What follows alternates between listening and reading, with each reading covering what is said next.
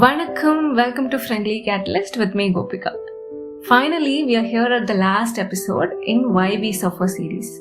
But எபிசோட்குள்ள போறதுக்கு முன்னாடி போன 2 எபிசோட்ஸ்ல நம்ம என்னென்ன பார்த்தோம் அப்படின்றதுக்கான ஒரு சின்ன ரீகேப் கொடுத்துடுறேன். சேலஞ்சஸ், அதாவது கஷ்டங்களோ இல்ல சங்கடமான சூழ்நிலைகளோ நமக்கு வந்து போகலாம்.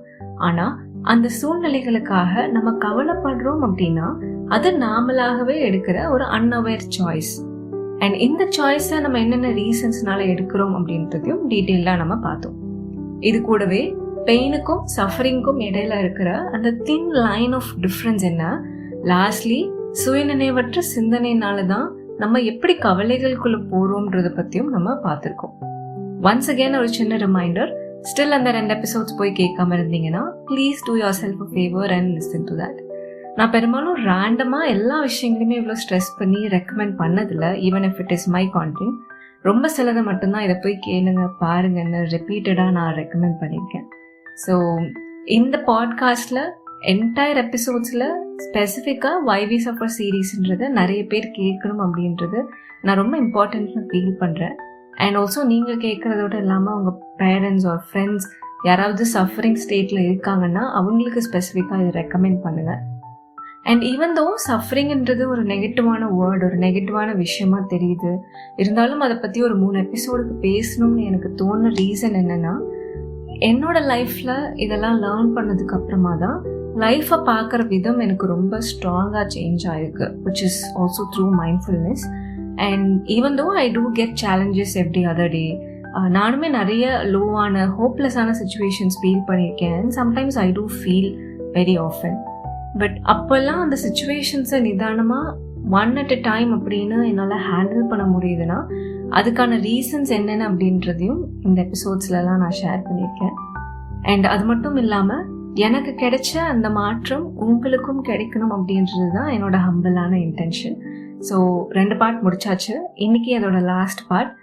நீங்கள் உங்கள் லைஃப்பில் எந்த லெவலில் ஒரு எந்த ஏரியாஸில் எப்படி சஃபர் ஆகிட்டு இருந்தாலும் சரி, அதிலிருந்து எப்படி வெளிவர முடியும், how to overcome your suffering once and for all அப்படின்றது தான் இன்னைக்கு எபிசோடில் நம்ம பார்க்க போகிறோம்.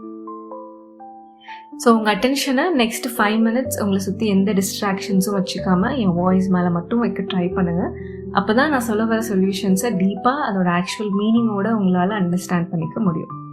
ஓகே, இதுக்கு மேலே நான் ட்ராக் பண்ண விரும்பலை. So if you're ready, let's get started.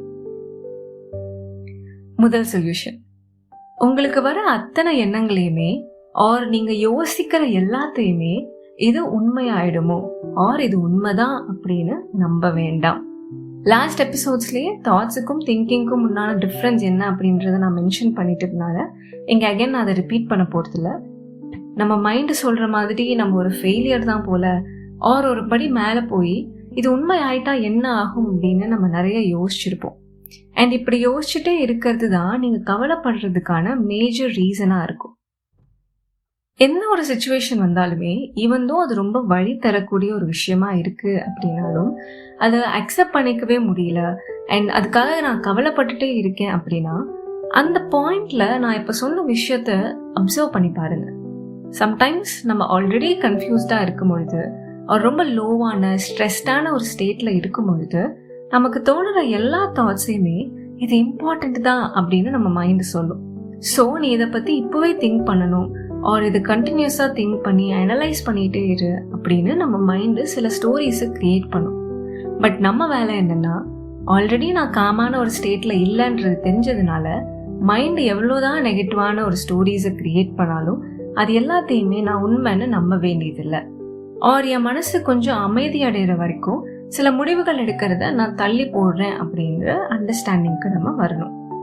இதை நீங்கள் செஞ்சுட்டே வரும்பொழுது ஆட்டோமேட்டிக்காக ஒரு பாயிண்ட் ஆஃப் டைமில் உங்களுக்கே எப்போ பிளான் பண்ணணும், எப்படி தாட்ஸை ஆர்கனைஸ் பண்ணணும் அப்படின்றது புரிஞ்சிடும். இந்த சொல்யூஷனை ஃபாலோ பண்ணணும்னு இன்ட்ரெஸ்ட் உங்களுக்கு இருந்துச்சுன்னா don't believe every thing you think அப்படின்ற ஃபேண்டாஸ்டிக்கான ஒரு புக் இருக்குது. இது தமிழ் அண்ட் இங்கிலீஷ் 2 லாங்குவேஜஸ்லேயுமே இருக்குது. ஸோ நீங்கள் அதை வாங்கி படிச்சிங்கன்னா இந்த ஸ்பெசிஃபிக்கான சொல்யூஷனை எப்படி நம்ம இம்ப்ளிமெண்ட் பண்ணலாம் அப்படின்றத பற்றி டீட்டெயில்டாக உங்களுக்கு புரியும். 2வது சொல்யூஷன், நெக்ஸ்ட் டைம் நீங்கள் எப்போல்லாம் கவலைப்பட்டுட்டே இருக்கீங்களோ அந்த டைம்ஸில் நான் இப்போ சொல்கிற குவெஸ்டனை உங்களுக்குள்ளேயே கேட்டு பாருங்க. And that is, who is suffering right now? இங்க இந்த சிச்சுவேஷன்ல யாரு சஃபர் ஆயிட்டு இருக்கா? ஆப்வியஸ்லி ஸ்டாண்டர்டா நம்ம மைண்ட்ல நான் தானே சஃபர் ஆகுறேன், வேற யாரு அப்படின்ற பதில் தான் வரும். பட் கொஞ்சம் ரிவர்ஸ்ல போய் யோசிச்சு பார்த்தீங்கன்னா, அந்த சிச்சுவேஷன்னால நம்ம சஃபர் ஆகல. அந்த சிச்சுவேஷனை நம்ம இன்டர்பிரேட் பண்ணி அதுக்கு ஒரு மீனிங் கொடுத்துருக்கோம் பார்த்தீங்களா, அதனால தான் நம்ம சஃபர் ஆகுறோம். நமக்குள்ள ஒரு இன்னேட் இன்டெலிஜென்ஸ் எப்பொழுதுமே இருக்கு. இதை நிறைய டிஃப்ரெண்ட் நேம்ஸ்ல சொல்லுவாங்க. ஒரு சிலர் இதை அவேர்னஸ், அதாவது விழிப்பு நிலை அப்படின்னு சொல்லுவாங்க. ஒரு சிலர் இந்த இன்டெலிஜென்ஸ் கான்ஷியஸ்னஸ் அப்படின்னு சொல்லுவாங்க. ஸோ இந்த இன்டெலிஜென்ஸ், இந்த விழிப்பு நிலை அப்படின்றது தான் நம்ம who we really are. இந்த மைண்ட், பாடி, எமோஷன்ஸ், தாட்ஸ் இது எல்லாமே நம்ம சர்வைவலுக்காகவும் நம்ம எவல்யூஷனுக்காகவும் நமக்கு கொடுக்கப்பட்டிருக்கிற சில டூல்ஸ் தானே தவிர it is not who we are. So நமக்குள்ள ஆழமாக இருக்கிற இந்த விழிப்பு நிலை தான் நாம அப்படின்றத நம்ம உணர்ந்து, அண்ட் இந்த அவேர்னஸ் ஸ்டேட்டில் நம்ம அதிக நேரம் இருக்கிறதுக்கு நம்மளை ட்ரெயின் பண்ணிக்கும் பொழுது என்ன நடந்தாலும் சரி, அது எவ்வளோ பெயின்ஃபுல்லாக இருந்தாலும் அந்த இடத்துல நீங்கள் சஃபர் ஆகாமல் இருக்க முடியும். 3வது சொல்யூஷன், லைஃப்பில் வர சேலஞ்சஸை ஒரு சாபமாக பார்க்காம அதையும் ஒரு சிச்சுவேஷனாக பார்க்க ஆரம்பிக்கிறது. இதை லைஃப் வர்சஸ் லைஃப் சிச்சுவேஷன்ஸ் அப்படின்னு எப்பொழுதுமே என்னோட மென்டார் சொல்லிகிட்டே இருப்பாங்க. வாழ்க்கை அப்படின்றது அடர்ந்து படர்ந்து விழிஞ்சிருக்கிற ஒரு விஷயம். அண்ட் அதில் ஒரு நாளுமே வித்தியாசமான சூழ்நிலைகள் வந்து போயிட்டே தான் இருக்கும்.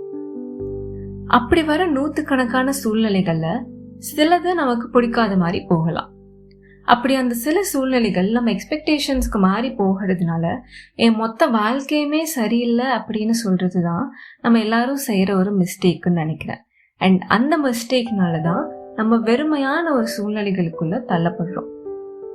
ஒரு மாற்றம் நடக்கணும் அப்படின்னா நீ கஷ்டப்பட்டு தான் ஆகணும். கஷ்டப்படாம சில விஷயங்கள் நம்மளால செய்ய முடியாது. ஐ எம் ஷுர் லைஃப்ல இந்த மாதிரியான ஸ்டேட்மெண்ட்ஸை அட்லீஸ்ட் ஒரு வாட்டியாச்சும் உங்ககிட்ட யாராவது சொல்லியிருப்பாங்க, ஆர் நீங்க யாருக்காவது அட்வைஸா சொல்லியிருப்பீங்க. ஆனா இந்த ஸ்டேட்மெண்ட்ஸ் அகைன் கொஞ்சம் நல்லா லிசன் பண்ணி பாருங்க. ஒரு மாற்றம் நடக்கணும்னா அதுக்கு நம்ம கஷ்டப்பட்டு தான் ஆகணும். இங்க கஷ்டங்கள் அப்படின்னு தான் இருக்கே தவிர அவங்க கவலைகள்னு மென்ஷன் பண்ணலையே. ஈவன் பெரியவங்க சொல்லி வச்சப்பவும் கூட கஷ்டங்கள், விச் மீன்ஸ் நம்ம சேலஞ்சஸ்ன்னு சொல்றது தான். லைஃப்ல சேலஞ்சஸ் வந்துட்டே தான் இருக்கும், அதையெல்லாம் நம்ம கிராஸ் பண்ணி தான் போகணும் அப்படின்னு மென்ஷன் பண்ணியிருக்காங்க. பட் நீ கவலைப்பட்டாதான் இங்க ஒரு மாற்றம் நடக்கும், நீ கவலைப்பட்டாதான் வாழ்க்கையில முன்னேற முடியும், கவலைப்படாம எதுவுமே கிடைக்காது அப்படின்னு யாருமே சொல்லி வைக்கலையே. ஸோ இன்னைக்கு இந்த டிஃப்ரென்ஸை பத்தி யோசிச்சு பாருங்க. அண்ட் இந்த டிஃப்ரென்ஸை உங்க மைண்ட்ல வச்சுக்கோங்க, which is life versus life situations. 4வது சொல்யூஷன், just being mindful. அப்படியே நிகழ்காலத்தில் வாழ ஆரம்பிக்கிறது தான் நம்ம கவலைப்படாமல் இருக்கிறதுக்கான ஒரு பெர்மனன்ட் சொல்யூஷன் அப்படின்றத நான் பிலீவ் பண்ணுறேன். அண்ட் ரொம்ப ஸ்ட்ராங்காகவே நான் பிலீவ் பண்ணுறேன். ஆனால் மேலே சொன்ன பாயிண்ட்ஸ் எல்லாத்தையும் விட இந்த பாயிண்ட்டை ஃபாலோ பண்ணுறது கொஞ்சம் டிஃபிகல்ட்டான ஒரு விஷயந்தான். பட் ஸ்டில் ப்ராக்டிஸ் பண்ணிகிட்டே வரும்பொழுது நேச்சுரலாகவே அது நமக்கு ஒரு ஹேபிட்டாக மாறிடும். பிகாஸ் நம்ம எல்லாருமே குழந்தையாக இருக்கும் பொழுது மைண்ட்ஃபுல்லாக மட்டும்தான் இருந்திருக்கோம். வருடங்கள் ஓடி நம்ம வளரதான் வெளி உலகத்தோட இன்ஃப்ளூயன்ஸ் வர ஆரம்பிக்கும் பொழுது நம்ம தேவையில்லாமல் யோசிக்கிறதுக்கும் அதிகமாக யோசிக்கிறதுக்கும் ஒரு பெயினை விட்டு ஓடுறதும் எப்படின்றத கற்றுக்குறோம். நிகழ்காலத்தில் வாழ்றதுனா என்ன அப்படின்றத பற்றி சிம்பிளாக புரிஞ்சுக்கணும் அப்படின்னா நம்ம பாட்காஸ்ட்லேயே பீயிங் ஹியர் அண்ட் நவ் அப்படின்ற ஒரு எபிசோடில் பேசியிருக்கேன். அதை சர்ச் பண்ணி லிசன் பண்ணி பாருங்கள். மைண்ட்ஃபுல்லாக வாழ்றதுனா எப்படி அண்ட் அதனால் வர பெனிஃபிட்ஸ் என்ன அப்படின்றதுக்கான ஒரு பேசிக்கான அண்டர்ஸ்டாண்டிங் உங்களுக்கு கிடைக்கும். ஆக்சுவலி சஃபரிங்லேருந்து எப்படி வெளியில் வருது அப்படின்றதுக்கு இந்த 4 சொல்யூஷன்ஸ் மட்டும் இல்லை, சில வேறு சொல்யூஷன்ஸும் கூட இருக்குது. பட் நிறைய ஆப்ஷன்ஸ் இருந்தால் எப்படி நமக்கு சூஸ் பண்ணுறதுக்கு கஷ்டமாக இருக்குமோ, அதே மாதிரி டூ மெனி சொல்யூஷன்ஸ் கொடுத்தாலும் நிறைய பேர் அதை ஃபாலோ பண்ணுறதுக்கு கஷ்டப்படுறாங்க அப்படின்றத நான் பார்க்குறேன். ஸோ இந்த 4 solutions to over come suffering அப்படின்றத சொல்லி நான் இந்த எபிசோடை எண்ட் பண்ணிக்கிறேன். அண்ட் லாஸ்ட்டாக ஒரே ஒரு சின்ன நோட் மட்டும் சொல்லி கன்க்ளூட் பண்ணிக்க விரும்புகிறேன். இந்த என்டையர் சீரீஸ்க்கு ஸ்கிரிப்ட் யோசிச்சு எழுதினது பர்சனலி எனக்கு கொஞ்சம் சேலஞ்சிங்காக எட் ரொம்ப இன்ட்ரெஸ்டிங்காகவும் இருந்துச்சு. பிகாஸ் நிறைய டேர்ம்ஸ் அண்ட் சில கான்செப்ட்ஸ் எல்லாம் தமிழில் ப்ராப்பராக at the same time simplify பண்ணி சொல்லணும் அப்படின்றது என் மைண்டில் கான்ஷியஸாக இருந்துகிட்டே இருந்துச்சு. ஸோ ஐ ஹோப் இந்த Why We Suffer சீரீஸில் இந்த 3 எபிசோட்ஸுமே உங்களுக்கு ஏதோ ஒரு சின்ன விதத்துலையாவது வேல்யூ ஆட் பண்ணியிருக்கோம் அப்படின்னு நம்புகிறேன். இன்கேஸ் ஏதாவது ஒரு பாயிண்ட் அப்படி யூஸ்ஃபுல்லாக இருந்திருந்தா எனக்கு அது ஒரு மெசேஜாக சென்ட் பண்ணுங்கள். I will also feel happy. And also ஒரு வாட்டி மட்டும் கேட்டுட்டு ஓகே நைஸ் இது நல்லா இருக்கு அப்படின்னு போயிடாதீங்க. பிகாஸ் இவ்வளோ வருஷமாக ஒரு பிஹேவியரல் பேட்டர்னில் இருந்துட்டு சடனாக ஓவர் நைட்டில் நம்ம ஆக்ஷன்ஸ் அண்ட் பிஹேவியர்ஸை மாற்றிக்கணும் அப்படின்றது கொஞ்சம் ஈஸியான டாஸ்க் இல்லை தான். ஸோ வென்எவர் நீங்கள் லோவாக ஃபீல் பண்ணாலும், அகெயின் ஒரு சஃபரிங் ஸ்டேட்குள்ளே போனாலும், இல்லை தூக்கம் வராமல் நான் கவலைப்பட்டுட்டே இருக்கேன் அப்படின்னு தெரியும் பொழுது அகெயின் இந்த சீரீஸை ஃபுல்லாக கேளுங்க. பிகாஸ் இதுலேயும் ஒரு ரெப்படிஷன் கொண்டு வரும் பொழுது தான் இந்த கான்செப்ட்ஸ் உங்கள் மைண்டில் டீப்பாக போய் உட்காரும். அண்ட் அது மூலயமா நம்ம ஆக்ஷன்ஸை மாற்றிக்கிறதுக்கு நமக்கு ஈஸியாக இருக்கும். ஸோ இந்த எபிசோடு உங்களுக்கு பிடிச்சிருந்தா உங்கள் ஃப்ரெண்ட்ஸ் அண்ட் ஃபேமிலி மெம்பர்ஸ் கூட ஷேர் பண்ணி ஒரு கான்வர்சேஷன் ஸ்டார்ட் பண்ணுங்கள். பிகாஸ் இப்படி பண்ணுறது மூலயமா நீங்கள் அவங்களோட லைஃப்பில் ஒரு கேட்டலிஸ்டாக மாற முடியும். அண்ட் இந்த எபிசோடு பற்றின உங்கள் காமெண்ட்ஸை Instagram, email and LinkedIn மூலமாக என் கூட நீங்கள் ஷேர் பண்ணலாம். And I will see you soon in another episode.